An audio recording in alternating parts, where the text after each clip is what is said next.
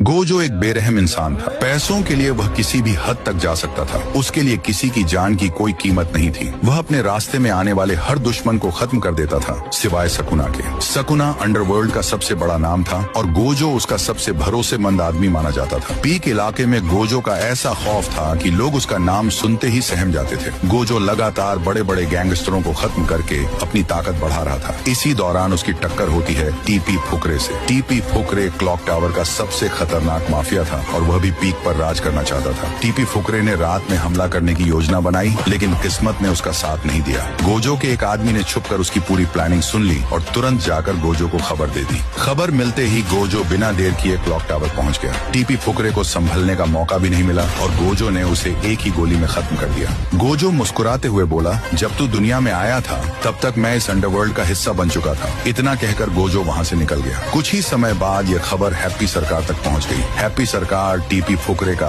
बेहद करीबी दोस्त था। दोस्त की मौत की खबर सुनते ही वह गुस्से से आग बबूला हो गया और उसने कसम खाई कि वह गोजो को जिंदा नहीं छोड़ेगा। हैप्पी सरकार ने अपने आदमी को गोजो के पास धमकी देने भेजा। उसका आदमी पीक में पहुंचकर गोजो के लोगों को संदेश देता है कि अब गोजो की मौत तय है, लेकिन गोजो के आदमी ने उसे वहीं रोक दिया और उसे खत्म कर दिया। इसके बाद वह तुरंत गोजो के पास पहुंचा और बताया कि फैक्ट्री का मालिक हैप्पी सरकार खुला युद्ध चाहता है। गोजो ये सुनकर हल्का सा हंसा और बोला, लगता है उसे अपनी जिंदगी से प्यार नहीं रहा। गोजो के आदमी ने पूछा, क्या मैं जाकर हैप्पी सरकार को खत्म कर दूं? गोजो ने सिर हिलाते हुए कहा, नहीं, अगर तुमने उसे खत्म किया तो उसकी कहानी अधूरी रह जाएगी। उसका अंत मैं खुद करूंगा। रात होते ही गोजो अकेला फैक्ट्री पहुंच गया। हैप्पी सरकार को अंदाजा भी नहीं था कि उसका आखिरी समय इतना करीब आ चुका है। गोजो ने उसे खत्म कर दिया और वहाँ से निकलते वक्त सिर्फ इतना कहा, तुम लोग सिर्फ बातें करते हो और मैं काम करके दिखाता हूँ। यही असली फर्क है। उस रात के बाद पूरे देश में गोजो का नाम